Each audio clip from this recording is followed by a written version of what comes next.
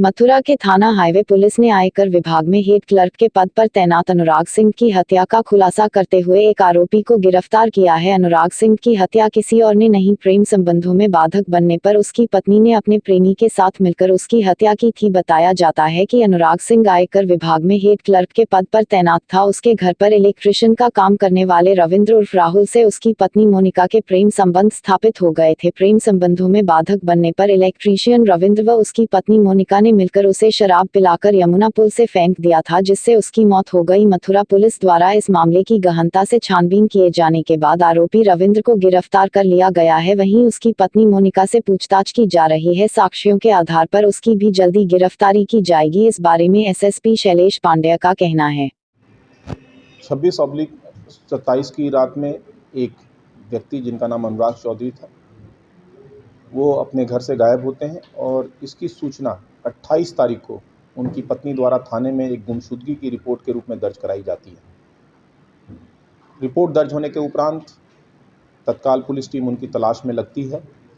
सभी एंगल्स पे सीसीटीवी कैमरे, नाते रिश्तेदार, मोबाइल नंबर, इन सभी पहलुओं पे पड़ताल चल रही थी।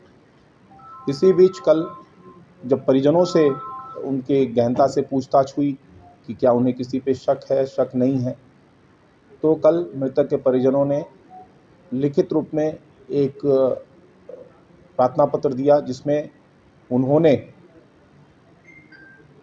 जो गुमशुदा व्यक्ति अनुराग थे, उनकी पत्नी तथा उसके एक साथी जो इलेक्ट्रीशियन का काम करता था रविंद्र, उस पर शंका जाहिर करते हुए एक प्रार्थना पत्र दिया। प्राप्त प्रार्थना पत्र पे तत्काल अभियोग पंजीकृत किया गया सुसंगत धाराओं में तथा इसकी गहनता से छानबीन की जाने लगी।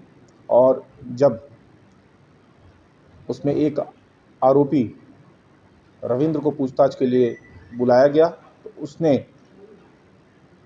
पूरी घटना को कबूला। उसने ये बताया कि मृतक के पत्नी से उसके नज़दीकियां बढ़ गई थीं और इन दोनों ने प्लानिंग के तहत 26/27 की रात्रि में मृतक को काफ़ी मात्रा में शराब पिलाया और उसी की स्कूटी पर रविंद्र उर्फ राहुल जो इलेक्ट्रीशियन का काम करता था, वो यमुना पुल पे ले गया और वहाँ से उसको धक्का दे के गिरा दिया और साथ ही साथ स्कूटी को छुपा दिया। अभियुक्त की निशानदेही पे स्कूटी बरामद की गई तथा नदी में तलाश करके शव बरामद किया गया, जिसकी परिजनों ने पहचान अनुराग के ही शव के रूप में की। इस तरह अभियुक्त को गिरफ्तार किया गया।